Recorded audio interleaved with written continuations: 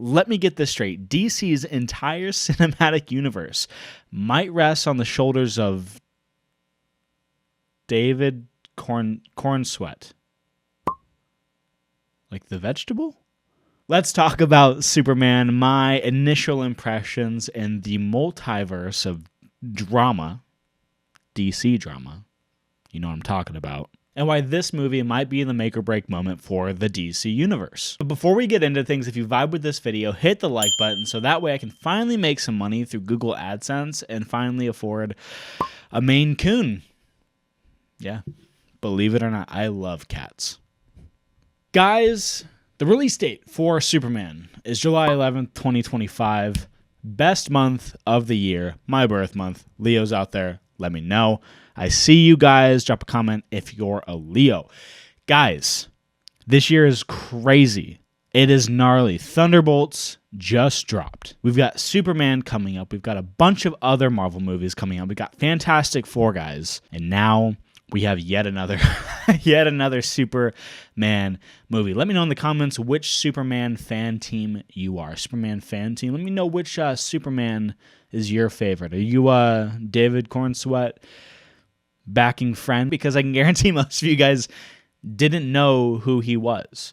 Or are you a Henry Cavalier? Are you a Cavalier? A Cavalrine? You guys big fans of Brandon Routh? Tom Welling? Can I get a little bit of Christopher Reeve? Or are you guys feeling generous and going to show Tyler Hoechlin some love? If you guys don't know who David Corenswet is, he was in a few shows, a few movies. Most relevant recently was Twister, which was a freaking awesome movie with the lead being Glenn Powell. But you guys probably didn't notice David in this movie because he played a very minimal role. So a lot of us are like, okay, and he's going to be Superman. Right? Yeah, that was my reaction to it. I was like, who is this guy? Yeah, he was in Twister. But as far as I know, out of all the movies that I've seen him play in, this will, if everything goes well, be his breakout role. And it seems like superheroes are a very great place to really grow in your career as far as acting is because, I mean, a great example. Let's look at Chris Hemsworth or Liam. Chris. It's Chris. I mean, Chris landed the role of a lifetime. He got to be Thor. And look where that's gotten him. It's gotten him not only one Thor movie, not two, not even three, but 4 Thor movies. He's gotten to be a part of the Marvel Cinematic Universe. He's gotten Extraction 1, Extraction 2, Extraction 3 coming up pretty soon, and a multitude of other phenomenal movies, including Spiderhead, which I've never heard Chris act with an American accent, but holy crap, he killed it. And so, if everything goes well, which we're all hoping, we're all praying for David. If everything goes well, this could be the role that launches him into fame. Not only that, but we're bringing back James freaking Gunn from Marvel on over to the dark side here at DC, and he's going to be directing this movie. He's already directed this movie. The OG, the legend who's directed the trilogy for the Guardians of the Galaxy. I am so excited to see James's vision on the big screen. This is either going to be absolutely amazing or it's going to let every single one of us down. We've already gotten so much content from this movie, and it's dropping here in a few months. We have now officially gotten a trailer, a longer trailer, a sneak peek. And man, I have to say, guys, I am loving the visuals. I think that the visuals look absolutely amazing. But I do have a couple of issues with this movie. I'm not entirely sure how I feel about it, just based on past decisions that DC has made. But they're introducing quite a few different soups already. In this entire reboot, they're already bringing in Hawkgirl, they're bringing in Guy Gardner, they're bringing in Supergirl and Mr. Terrific, and other people that we probably either haven't seen or just don't know yet. And based on past DC choices to introduce other superheroes, example being Joss Whedon's Justice League back in 2017, I don't know, guys. It makes me nervous seeing them thinking about releasing this movie, introducing so many characters so quickly. But I don't know. We're going to see. Because the issue that I had in the past is that they released the Justice League movie after not releasing very many standalone films with these other superheroes. I think they had released Man of Steel, they had released Wonder Woman, and then they had released Batman v Superman. But they hadn't really built the story arcs for very many of these characters. And for us longtime superhero fans, yes, we know the story of The Flash. We know the story of Aquaman. We know the story of Cyborg.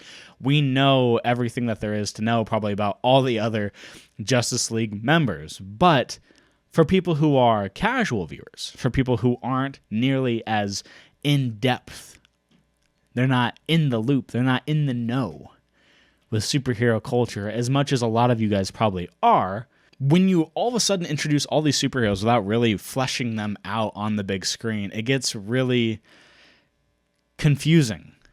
And a great example of this is Marvel and their cinematic universe. Look, they took 10 freaking years to build all the way up to Endgame. We're talking Iron Man 2, 3, Thor, Thor 2, Thor 3, Captain America 2, Captain America Civil War.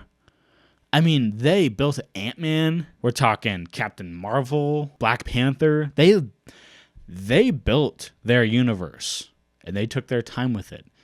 And I'm terrified as a fan of DC and as a fan of Marvel, but specifically as a fan of DC, I'm terrified that they're just going to rush the whole process again.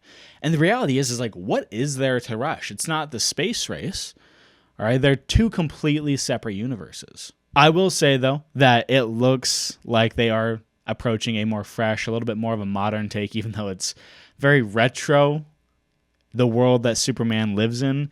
But it is a nice, fresh take, and to see David and just the way he looks, it's nice to see a little freshness in this world. And honestly, I'm super excited because we'll get to see, the hopeful Superman again compared to Zack Snyder's Superman, who was kind of this brooding.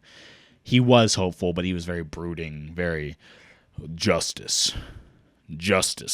But I am genuinely excited to see James Gunn's portrayal of Superman. Now, guys, the reception of this movie is very split down the middle. You have people who are just so excited about this movie. People in the middle who, they're like, man, it's cool. We'll go see it. But we're not freaking out about it. And then you've got people on the far end of the spectrum who are absolutely destroying DC and destroying them for ever considering to ever make a superhero movie ever again. Which rightfully so. I get being skeptical of DC, especially given their history and unfortunately past inconsistencies.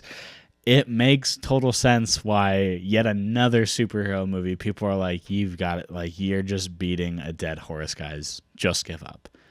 Right, but, with big channels like New Rockstars, Emergency Awesome, Screen Rant, who, from what I've seen, are pretty hopeful about the future of the DC universe, we're hanging in there. We're hopeful. They're seemingly optimistic. There are people who are just saying that DC is just beating a dead horse and they should just give up. So I'm curious, where do you guys stand on that spectrum? Are you guys are you just excited for every movie that comes out that's related to superheroes? Are you in the middle where you're like, I'll give it the time of day, but I'm not going to hold out any hope? Or are you on the far end where you're like, they need to give up and they need to go bankrupt and they need to be done because DC sucks? Is that which one are you guys? And it's really sad to see because as somebody who, like I said, is a lifelong superhero fan, I love everything Marvel. I love everything DC. The state of the DC universe is a little rough right now, guys. I mean, especially with the fact that they've had so many actors playing these superheroes. It's basically like its own political war ground in this like bubble. Like you have the real world where people are freaking out about politics, but then you have like us superhero nerds in our bubble who are freaking out about who's playing what and like the state of this universe as a whole. It's like different subdivisions of fan who like love different areas of DC, different eras of DC. You've got people who are like the Snyderverse posse. You've got, your standalone people who love like the standalone Batman movie by Matt Reeves. You've got people who love the Joker movie with Joaquin Phoenix. You got the homies who love, the OG Christian Bale. I say OG, but there have been like 16 different Batmen. But you've got the people who love Christian Bale and his Batman trilogy. And then you've got the OGs throwing it all the way back to Michael Keaton, which I'm going to be honest, depending on your guys' team, you might be revealing your age a little bit. So let me know. Or don't let me know which one of those guys you feel like you resonate the most with. Nonetheless, it is perfectly safe to say that DC is in a bad way. And many, many, many people are saying that this movie is going to be the movie that determines the future of the DC universe. But I'm going to be honest, people have been saying that about nearly every single DC movie release since Man of Steel. So don't shoot the messenger. I'm just saying history does tend to repeat itself, so we'll see. There will probably be another DC superhero movie. So, hold on to your seats, kids. Now, this all to say that I am always going to be an optimistic superhero fan, and I'm going to give every single movie that ever comes out the benefit of the doubt, excluding Madam Web, because that was an atrocious movie. That was pretty bad. Madam Web was pretty bad. But I would be completely lying, guys, if I was to say that this movie didn't make me a little bit nervous. That's a tough pill to swallow. But guys, let me know what your thoughts are on the future of the DC universe. And, guys, if you liked this video, do me a quick favor and hit the notification bell, because I'm going to be dropping new episodes every single week, talking across a multitude of different subjects, that of which one of those being superheroes.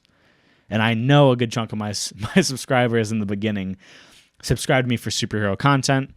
I went through a little bit of a rebrand, kind of brought it back full circle, and now I've just realized I really like talking about certain topics. And so if that's something that you guys want to jam with, you just want to prop your phone up on the countertop, go on a walk and throw me in your pocket, listen to me rant, then do me a favor, hit the subscribe button if you feel like it makes sense for you guys. Thank you guys so much for tuning in, and I will see you in the next episode. Peace out.